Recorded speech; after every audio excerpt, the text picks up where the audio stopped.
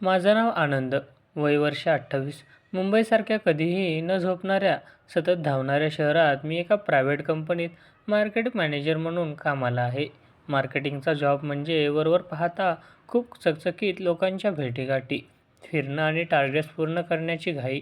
पण या सगळ्या गर्दीत आणि धावपळीत दिवसाच्या शेवटी जेव्हा मी माझ्या लोअर पळच्या ऑफिसमधून बाहेर पडायचो, तेव्हा माझ्या वाट्याला फक्त आणि फक्त एकटेपणा यायचा.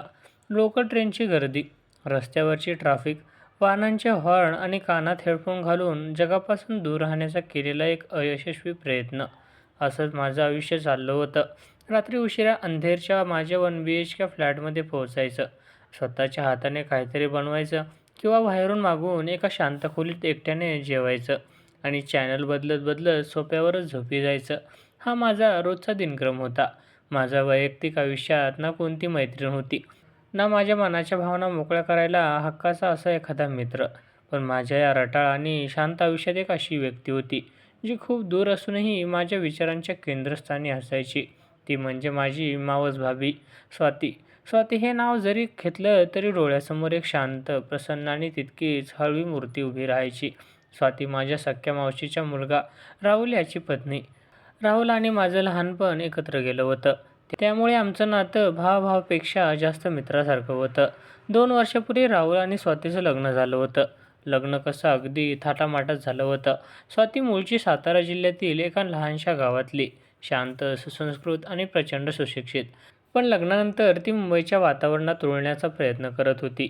तिचं रूप कसं सांगावं? 26 वर्षाची स्वाती अत्यंत देखणी, गोरीपान रंग, लांबसडक काळेभोर केस जे तिच्या कमरेवर रुळायचे. आणि सर्वात महत्त्वाचं म्हणजे जेव्हा ती हसायची, तेव्हा तिच्या डाव्या गालावर एक लहानशी खळी पडायची. तिच्या डोळ्यांमध्ये एक कमालीची निरागसता होती. तिच्याकडे पाहिलं की कोणत्याही अस्वस्थ मनाला शांतता लाभावी, असं तिचं व्यक्तिमत्व होतं. पण नियतीच्या मनात काहीतरी वेगळंच होतं. लग्न होऊन अवघे 6 महिने झाले असतील आणि राहुलला दुबईतील एका नामांकित कन्स्ट्रक्शन कंपनीत खूप मोठ्या पॅकेजची आणि चांगल्या हुद्द्याची नोकरी मिळाली. राहुल मध्यमवर्गीय कुटुंबातला असल्याने इतकी मोठी संधी नाकारणं त्याला शक्य नव्हतं. घरच्यांनी, मावशी आणि स्वतः स्वातीने त्याला आनंदाने पाठवायचा निर्णय घेतला. राहुल दुबईला निघून गेला. सुरुवातीला सगळं ठीक होतं. स्वाती विरारजवळ असलेल्या त्याच्या स्वतःच्या नवीन फ्लॅटमध्ये एकटीच राहत होती. राहुलने तिला सोबत नेण्याचा विचार केला होता. पण तिथे सेटल व्हायला आणि कंपनीकडून फॅमिली व्हिसा मिळायला काही काळ जाणार होता. तो काळ म्हणजे 2 वर्ष. आणि हीच 2 वर्ष स्वातीच्या आयुष्यात एका मोठ्या वादळासारखी, एका शांत विळख्यासारखी आली. तो विळखा होता एकटेपणाचा. राहुल तिकडे गेल्यानंतर त्याची व्यस्तता दिवसेंदिवस वाढत गेली. नवीन देश, नवीन काम, टार्गेट्स आणि टाईम झोनचा फरक. तो स्वातीशी फोनवर रोज बोलायचा. पण ते बोलणं कसं अगदी औपचारिक होत चाललं होतं. जेवलीस का? काय केलंस? तब्येत कशी आहे? काळजी घे, बस एवढंच. नात्यातली ती ऊब, ते प्रेम आणि एकमेकांसोबत घालवलेला वेळ या सगळ्याची जागा आता आंतरराष्ट्रीय फोन कॉल्सने घेतली होती. राहुल 6 महिन्यातून एकदा भारतात यायचा, तेही फक्त 10-12 दिवसांसाठी. त्या दिवसातही नातेवाईकांच्या भेटीगाठी, खरेदी आणि बँकची काम यातच त्याचा वेळ निघून जायचा. स्वातीला राहुलची सोबती हवी होती. त्याचे पैसे किंवा त्यांनी पाठवलेल्या महागड्या भेटवस्तू नको होत्या. पण हे राहुलला कसं समजवणार? स्वाती यातून पूर्णपणे एकटी पडत चालली होती. पण हे तिच्या आवाजावरून मला जाणवू लागलं होतं. एका शुक्रवारी रात्री मी ऑफिसचं काम संपवून घरी परतत होतो. लोकलमध्ये प्रचंड गर्दी होती. मी कसा तरी दारापाशी उभा राहून बाहेर पडणाऱ्या थंड हवेचा आस्वाद घेत होतो. तितक्यातच माझ्या खिशातला फोन वाजला. स्क्रीनवर पाहिलं तर दुबईवरून राहुलचा आंतरराष्ट्रीय कॉल होता. मी गडबडीने फोन उचलला आणि कानाला लावला. "हॅलो राहुल, कसा आहेस रे? खूप दिवसांनी फोन केलास." मी म्हणालो. "आनंद, मी ठीक आहे रे, पण मला तुझी एक मदत हवी आहे." राहुलचा आवाज नेहमीपेक्षा थोडा गंभीर आणि काळजीने भरलेला वाटत होता. "काय झालं रे? सगळं ठीक आहे ना? मावशी ठीक आहे ना?" मी काळजीने विचारलं. "हो, आई गावी आहे, ती ठीक आहे. मला काळजी स्वातीची वाटते रे. गेल्या काही दिवसांपासून मी तिच्याशी बोलतोय, पण तिचा आवाज खूप उदास वाटतो. ती खूप एकटी पडली आहे तिथे विरारला. तिचे तिथे फारसे मित्रमैत्रीण नाहीत. पण मी तिला सांगतोय की मी पुढच्या काही महिन्यात येतोय. पण ती खूप डिप्रेस होत चालल्यासारखी वाटते. आनंद, तू माझा भाऊ आहेस आणि विरार तुझ्या ऑफिसपासून किंवा घरापासून फार दूर नाही. तू तिच्याकडे अधूनमधून जाऊन येत जा रे. तिला बोलायला, तिचं मन हलकं करायला कोणीतरी हक्काचं हवंय. तू जाशील का रे तिच्याकडे?" राहुलने अगदी आळवणीच्या स्वरात मला विचारले. माझ्या मनात एक क्षण विचार आला की मी स्वतः कामात व्यस्त असतो. पण राहुल माझा भाऊ आहे आणि स्वाती आमची फॅमिली आहे. एका स्त्रीने अशा गजबजलेल्या शहरात एका फ्लॅटमध्ये एकटं राहणं किती कठीण असतं याची मला जाणीव होती. मी लगेच म्हणालो, "अरे राहुल, यात विचारण्यासारखं काय आहे? तू काळजी करू नकोस. मी उद्या शनिवार आहे. ऑफिसमधून लवकर निघून थेट विरारलाच जातो. मी बघतो तिच्याकडे. तू तिकडे शांतपणे काम कर." "थँक सो मच आनंद. मला माहीत होतं की तू नाही म्हणणार नाहीस. ती तुझी भाभी आहे. तिची काळजी घे." राहुलने सुटकेचा श्वास सोडला आणि फोन ठेवला. शनिवारची संध्याकाळ उजाडली. मी ठरवल्याप्रमाणे ऑफिसचं काम दुपारपर्यंत आटोपलं. विरारला रिकाम्या हाताने जाणं मला बरं वाटलं नाही. स्वातीला काय आवडतं हे मला राहुलने लग्नाच्या वेळी एकदा सांगितलं होतं. तिला चॉकलेट्स आणि केक खूप आवडायचे. मी एका चांगल्या बेकरीमधून तिची आवडती चॉकलेट केक घेतला. सोबत काही ताजी फळं आणि रस्त्यावरून येताना एक छानसा टवटवीत गुलाबाचा फुलांचा छोटा बकेट घेतला. मनात विचार होता की या लहानशा गोष्टीमुळे कदाचित तिच्या उदास चेहऱ्यावर थोडं हसू येईल. लोकल पकडून मी विरार स्टेशनला उतरलो. तिथून ॲटो करून मी तिच्या सोसायटीपाशी पोहोचलो. सोसायटी शांत होती. इमारती खूप उंच होत्या, पण त्यात एक प्रकारची अनामिक शांतता पसरली होती. लिफ्टमधून मी तिच्या 5व्या मजल्यावरील फ्लॅटपाशी आलो. दारावर राहुल आणि स्वाती अशी सुंदर नावाची पालटी लावली होती. दारापाशी उभा राहून मी एक मोठा श्वास घेतला आणि बेल वाजवली. काही सेकंद आत काहीच हालचाल झाली नाही. मग आतून एक मऊ, अत्यंत हळवा आणि थोडा थकलेला आवाज आला. "कोण आहे बाहेर?" मी दाराच्या दिशेने तोंड करून म्हणालो. "भावी, मी आनंद." माझा आवाज ऐकताच दाराची कडी घाईघाईने उघडली गेली. दार उघडलं आणि समोर स्वाती उभी होती. तिला त्या रूपात पाहून माझे शब्द जणू घशातच अडकले.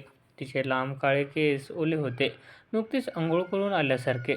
तिच्या केसातून पाण्याचे थेंब तिच्या खांद्यावर पडत होते. तिने एक अत्यंत साधी पांढऱ्या रंगाची सुती नायटी घातली होती. त्यावर तिने एक ओढणी पांघरली होती. तिच्या चेहऱ्यावर कोणताही मेकअप नव्हता, पण तिची ती नैसर्गिक कोरी त्वचा आणि ओल्या केसांमुळे ती अत्यंत सुंदर दिसत होती. सर्वात जास्त काय बदललं असेल तर तिचे डोळे. त्या डोळ्यात एक प्रचंड थकवा आणि एकटेपणा दिसत होता. पण मला पाहताच तिच्या चेहऱ्यावर आधी आश्चर्याचा धक्का बसला आणि नंतर एक अचानक आलेला आनंदाचा प्रचंड मिलाप दिसला. "अरे आनंद, तू इथे अचानक?" ती हसत हसत म्हणाली. तिच्या त्या हसण्याने तिचे डोळे लहान झाले आणि तिच्या गालावरती प्रसिद्धी खळी पुन्हा उमटली. जणू एखाद्या सुकलेल्या फुलावर पावसाचा पहिला थेंब पडला होता. "हो भाभी, मीच आहे. राहुलचा फोन आला होता काल रात्री. त्याने सांगितलं की तू खूप दिवसात कोणाशी तरी बोलली नाहीस. म्हणून म्हटलं आज शनिवार आहे तर थेट तुला सरप्राईज द्यावं. तू कशी आहेस?" मी हसून माझ्या हातातली केकचा बॉक्स आणि फुलांचा बुकेट तिच्या पुढे केला. फुलांचा बुकेट पाहता स्वातीचे डोळे चमकले. तिने ते बुकेट हातात घेतला, त्याचा सुवास घेतला आणि म्हणाली, "आनंद, हे सगळं कशाला आणलंस? पण खरं सांगू, खूप छान वाटलं. ये ना, आत ये. दारातच उभा का राहिलास? आत ये." तिने माझा हात धरला आणि मला हक्काने आत ओढलं. तिचा तो स्पर्श अत्यंत मऊ आणि जिव्हाळ्याचा होता. मी फ्लॅटमध्ये प्रवेश केला. घर खूप मोठं होतं. अतिशय सुबक आणि स्वच्छ ठेवलेलं होतं. हॉलमध्ये सोफे, समोर मोठा टीव्ही, एका कोपऱ्यात काही इनडोअर प्लांट्स. सगळं काही व्यवस्थित होतं. पण तरीही त्या घरात एक प्रचंड उदासी पसरली होती. टीव्हीवर अगदी हलक्या आवाजात एखादी मालिका सुरू होती. जणू त्या घरातल्या शांततेला घालवण्यासाठी तो टीव्ही चालू ठेवला असावा. मी सोफ्यावर बसलो. स्वातीने फुलांचा बुकेट डायनिंग टेबलवरील फुलदाणीमध्ये ठेवला आणि केक फ्रीजमध्ये ठेवला. ती लगेच स्वयंपाकघरात गेली. "आनंद, तू बस. मी तुझ्यासाठी गरम गरम चहा करून आणते." आज किती दिवसांनी माझ्या घरात कोणासाठी चहा बनणार आहे मला माहीतच नाही. तिचा आवाज स्वयंपाकघरातून येत होता आणि त्यात एक हुरहुर होती. काही मिनिटातच स्वाती हातात 2 कप वाफळलेला चहा घेऊन आली. तिने चहाचे कप टेबलावर ठेवले आणि सोफ्यावर थेट माझ्या शेजारी येऊन बसली. अंतर फार नव्हतं. तिच्या ओल्या केसांचा आणि अंघोळीच्या साबणाचा एक गोड सुखद सुवास माझ्या नाकात दरवळत होता. पण माझ्या मनात तिच्याबद्दल फक्त आणि आजूबाजूच्या परिस्थितीबद्दल आदर होता. "घे गरम गरम आले चहा. मला माहीत आहे मुंबईच्या धावपळीनंतर असा चहा किती गरजेचा असतो." तिने हसून कप माझ्या हातात दिला. आम्ही चहाचे घोट घेत बोलू लागलो. सुरुवातीला गप्पा नेहमीप्रमाणे सुरू होत्या. तिने विचारलं, "तुझी नोकरी कशी चालली आहे आनंद? ऑफिसमध्ये खूप धावपळ असते का तुझी? मार्केटिंग म्हणजे तर खूप फिरावं लागत असेल ना?" "हो भाभी, चालू आहे नेहमीसारखं.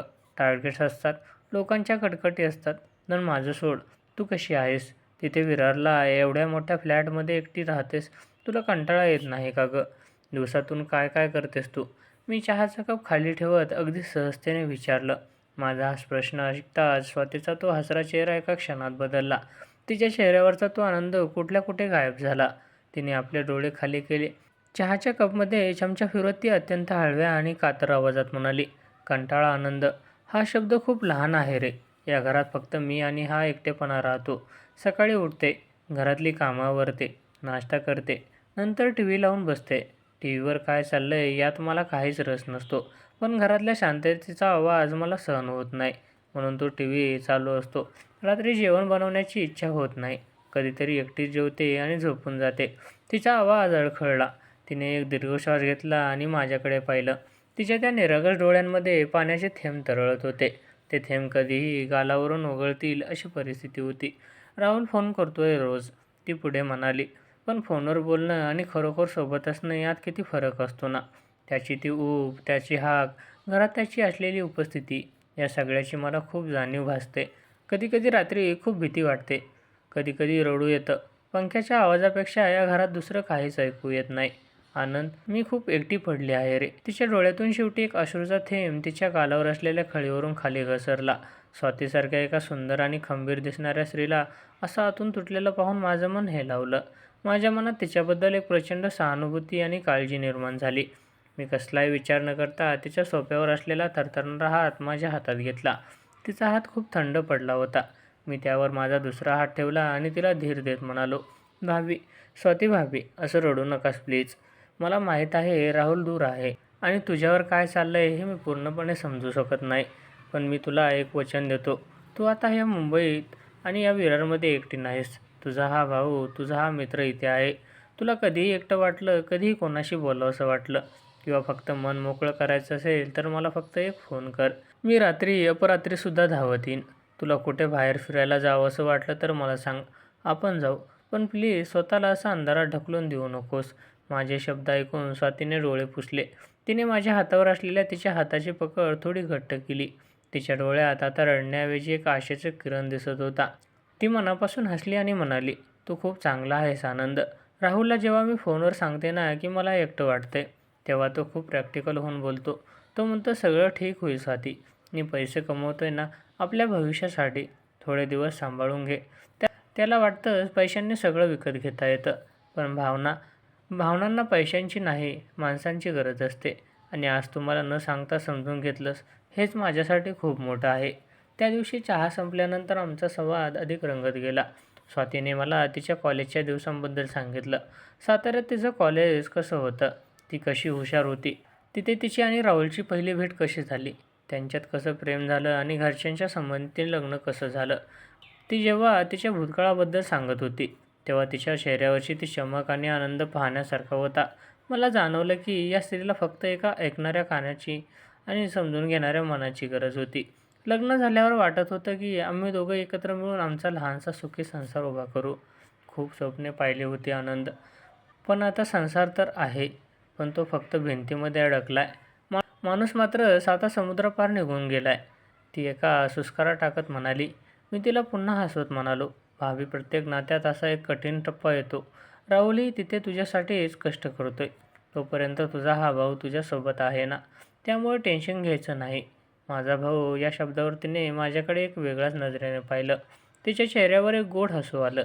ती म्हणाली, "आनंद, तू स्वतःला भाऊ म्हणतोस ठीक आहे, पण माझ्यासाठी तू भावापेक्षाही खूप चांगला आणि हक्काचा मित्र झाला आहेस. कारण भावापेक्षा मित्राजवळ मन जास्त मोकळं करता येतं." "मंजूर आहे भाभी. आजपासून आपण खूप चांगले मित्र आहोत," मी हसून म्हणालो. रात्रीचे 9 वाजायला आले होते. मला आता निघायला हवं होतं, कारण विरारवरून अंधेरीला जायला लोकलचा प्रवास मोठा होता. मी सोफ्यावरून उठलो. स्वाती मला सोडवायला दारापाशी आली. दारात उभी राहून तिने माझ्याकडे अत्यंत आर्ततेने पाहिलं आणि म्हणाली, "आनंद, पुन्हा येशील ना रे? आज किती महिन्यांनी मी इतकं मोकळं करून बोलले आहे, मला सांगता येत नाही. माझं मन खूप हलकं झालंय. तू पुन्हा लवकर ये." "नक्की येईल भाभी. मी तुला प्रॉमिस केलंय ना. स्वतःची काळजी घे आणि हसत राहा." मी तिच्या डोक्यावर हात ठेवला आणि जिन्याच्या दिशेने निघालो. घरी परत येताना लोकलमध्ये प्रचंड गर्दी होती, पण माझ्या मनात एक वेगळी शांतता आणि विचार सुरू होते. स्वातीचा तो एकटेपणाने भरलेला चेहरा, तिच्या डोळ्यातले ते अश्रू, तिचा तो मऊ आवाज आणि तिने हक्काने धरलेला माझा हात, या सगळ्या गोष्टी माझ्या मनात सतत फिरत होत्या. मी स्वतःच्या मनाला वारंवार बजावत होतो, "आनंद, लक्षात ठेव, ती तुझ्या भावाची पत्नी आहे, तुझी भाभी आहे. ती सध्या एका कठीण परिस्थितीतून जाते आणि राहुलने तुला तिची काळजी घ्यायला सांगितलंय. तू फक्त एक चांगला मित्र आणि भाऊ म्हणून तिच्या पाठीशी उभा राहायचा आहेस." मनामध्ये दुसरा कोणताही विचार येता कामा नये. पण तरीही मानवी मन खूप विचित्र असतं. स्वातीबद्दल माझ्या मनात एक सुप्त काळजी आणि एक वेगळीच ओढ निर्माण होऊ लागली होती. ती ओढ कोणत्याही चुकीच्या भावनेची नव्हती, तर एका अशा जीवाची काळजी घेण्याची होती, जो जीव संपूर्ण जगात एकटा पडला होता. मला पुढच्या भेटीची उत्सुकता लागली होती आणि हेच आमच्या नात्याच्या एका नवीन भावनिक प्रवासाची सुरुवात होती.